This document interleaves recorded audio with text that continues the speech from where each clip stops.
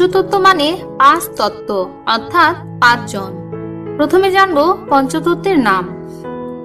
পঞ্চতত্ত্ব হলো প্রথমে শ্রী চৈতন্য মহাপ্রভু, এরপর শ্রী নিত্যানন্দ প্রভু, তারপরে শ্রী অদ্বৈত প্রভু, এরপর শ্রী গদাধর প্রভু এবং শ্রীবাস প্রভু। এখন আমরা জানবো পঞ্চতত্ত্বের আসল পরিচয়।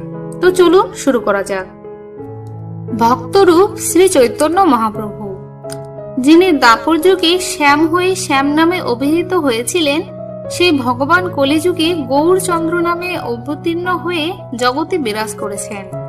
স্বয়ং ভগবান শ্রীকৃষ্ণ চৈতন্য দেব প্রেম ভক্তি শিক্ষা দেবার জন্য ভক্তরূপে আবির্ভূত হন এবং ভগবানের দিব্য নাম সমন্বিত হরে কৃষ্ণ মহামন্ত্র সংকীর্তনের সূচনা করেন।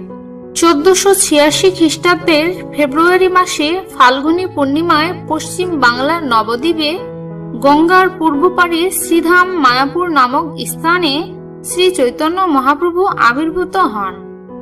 তার পিতা জগন্নাথ মিশ্র ও মাতা শচী দেবী।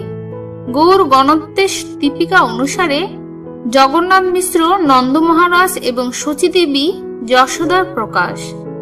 জগন্নাথ মিশ্র ছিলেন এক মহান ব্রাহ্মণ পণ্ডিত।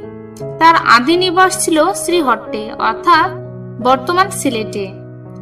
ছাত্র অবস্থায় শিক্ষা লাভের জন্য তিনি নবদ্বীপে আসেন। শচী ও জগন্নাথের পুত্ররূপে মহাপ্রভু নিমাই পণ্ডিত নামে প্রসিদ্ধ হন। সন্ন্যাস গ্রহণ করার পর তার নাম হয় শ্রীকৃষ্ণ চৈতন্য। তিনি 48 বছর পর্যন্ত এই ধরাধামে লীলাবিলাস করেন।